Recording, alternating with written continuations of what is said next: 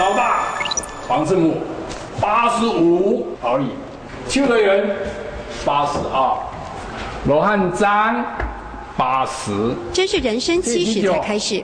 陈远景和同号组成的应景摄影协会成员都70、80高龄，依旧活跃，坚持用黑白记录乡土，一张张都是历史。就这样我的，了。35年前了。连相机也是古董级，夺中山岳、大坝尖山的黄金大坝系列更是经典。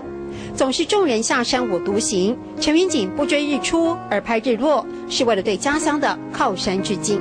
很多人拍大坝，都是从东边拍的，因此拍出来的呢都有背影，所以我就认为应该从西面往东拍大坝，这样的话呢，可以把阳光照射在壮观的大坝身上。说话节奏显得快，陈远景不经意透露着传达理想的急迫。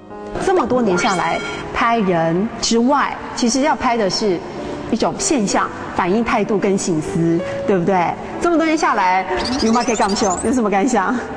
喊黑家乡较好。哦，喊黑改用较好，还是家乡好？用镜头画家乡，家乡话更不能放。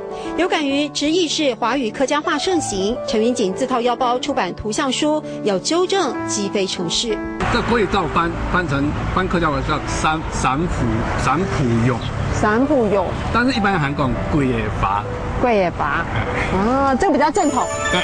退休之后的生活可以做更多有意义的事，所以陈远景拍摄自己的家乡之美，而透过他的摄影作品，大家还可以学正确的客家话、客家俚语，为自己的文化尽一份心力。